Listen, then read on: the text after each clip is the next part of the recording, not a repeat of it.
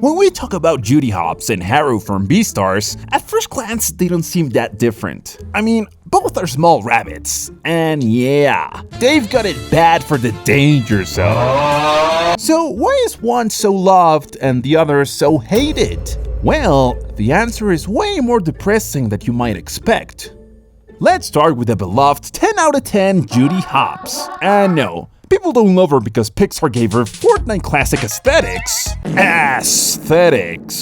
Judy Hopps is very intentionally designed to be an aspirational character. We know exactly what she wants, to become a police officer in a city where nobody expects anything from a bunny. Her species is basically expected to be baby-making machines and carrot farmers, not fluffy cops. And this is where the magic happens. Judy knows exactly what she wants, and she chases her goal like Grants do tomorrow. Yes, she's very intense with that.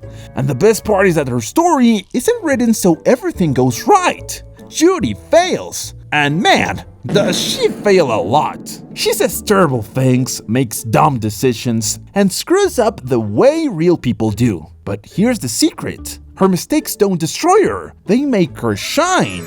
She doesn't just sit around moaning and whining about being bunny trash. She gets up, slices things up, and starts kicking butt. That connects perfectly with the audience, because Judy represents that version of yourself that doesn't give up, that dares to try, that dares to shut people up. And well, nobody gets hyped watching a depressed loser giving up after 2 seconds. And now comes the part where we hit a total home run for Judy. Nick Wilde. My boy, Nick Wilde. How you doing, man?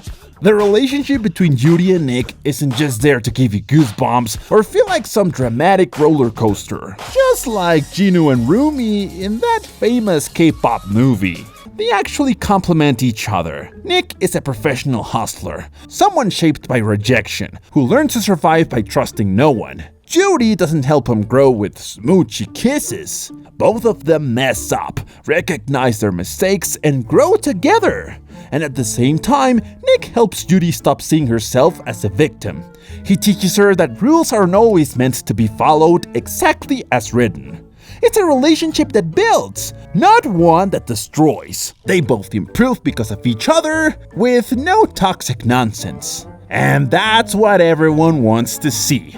Now that we've talked about Judy, let's see what about the despicable beast that is Haru. Why is she hated so much? And does she actually deserve that hate? Well friends, Haru is a completely different story. I mean, she's also a small rabbit in an unequal world. But the inequality in Beastars is no joke.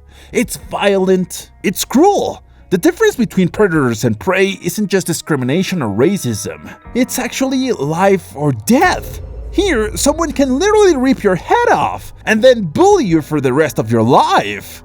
Yeah, it's that cruel. I mean, Haru lives knowing that anyone could kill her if they wanted to, and nobody would care about that. And unfortunately there, being fragile defines who she really is and how she's expected to behave. Haru doesn't have a big dream like Judy does, not because she's lazy, but because she is in survival mode. Just think of this, imagining a bright future feels ridiculous when every single day you're reminded that you're weak, replaceable, and killable. She's been judged, criticized, and reduced by other rabbits who call her easy, and by males who see her as an available object. Man, that kind of damage doesn't just disappear with motivational quotes. Seriously, guys, Haru is just a traumatized bunny.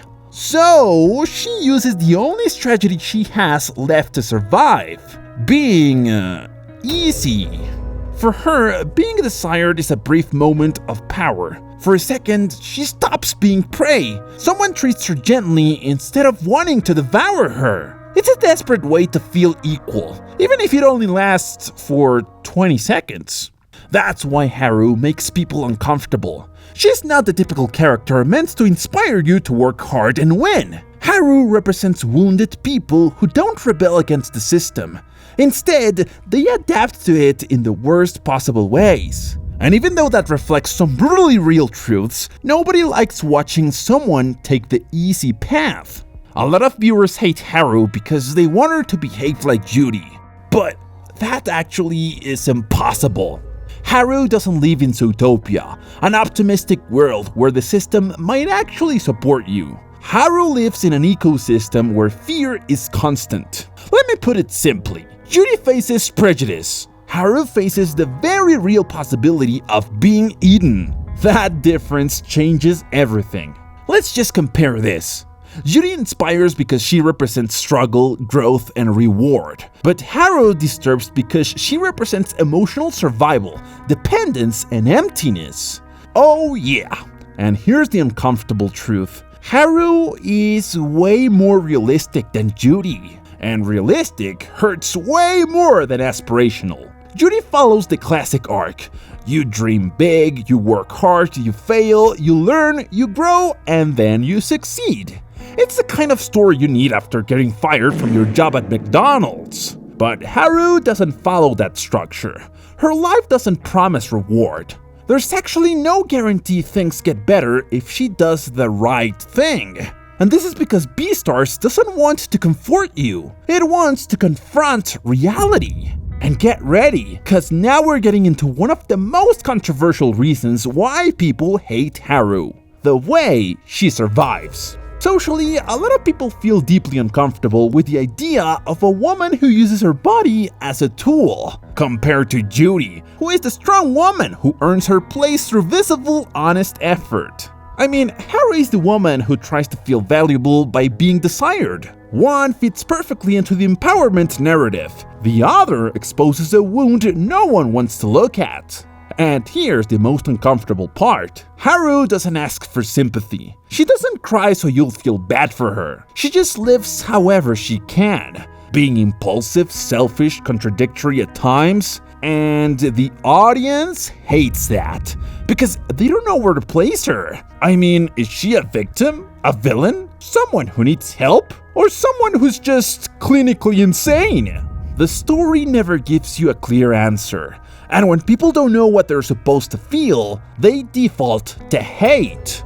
And hold on, we haven't even reached the part that hurts the most. The romantic fantasy. Just like Judy is paired with Nick, Haru is paired with Legoshi. And if you don't know, Legoshi is portrayed as a noble, introspective character. Basically a prince with fangs. And a lot of viewers project the romantic ideal onto him. So, when Haru doesn't act like the perfect girlfriend, like when she messes up, when she gets involved with others, the hate towards her explodes. And not because she's a bad person, but because she breaks an emotional expectation the audience wanted fulfilled. Meanwhile, Judy and Nick don't create that conflict.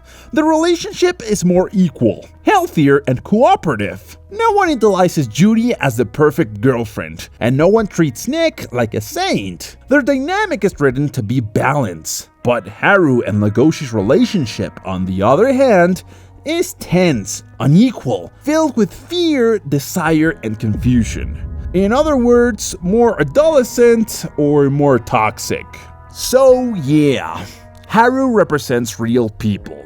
People who don't have clarity, who don't know what they want, who seek validation wherever they can, who make bad decisions and then have to live with the consequences. And Judy represents the person everyone wants to be. Haru represents the person no one wants to be. And that's the real conflict. So remember guys, Haru is born into a story that does not promise happy endings. A lot of people go into Beastars expecting a more adult Judy Hopps. And what they get instead is a traumatized, sexualized Bonnie. Haru isn't there to inspire you. She's there to show raw human fragility, with no filter. And of course, it hurts to watch. But that difference is exactly what makes both characters powerful. Judy represents the fight against the system. Haru represents the fight against yourself. And guess which one hurts the most? The hatred towards Haru reveals something uncomfortable. We prefer stories where weakness is overcome through effort, not stories where weakness simply exists. But real life looks more like Haru than Judy. And that might be exactly why so many people dislike her. Because Judy tells us, "You can be better." And Haru whispers, "Sometimes you're barely making it through the day." In the end, Judy and Haru aren't opposites. They're complementary. Two different responses to the same problem, living in a world that sees you as weak. One responds with ambition, the other with avoidance. Both are born from fear. And maybe the final message is this: not all survival stories look heroic. Not everyone has the strength to be Judy Hopps. But that doesn't make anyone Haru by choice. And I know some of you are gonna say that other prey species in Beastars don't act this broken. But be honest, do you really know Haru's story? And that's where we end this video. Let me know in the comments what you think, and whether you hate Haru or not. See you in the next one!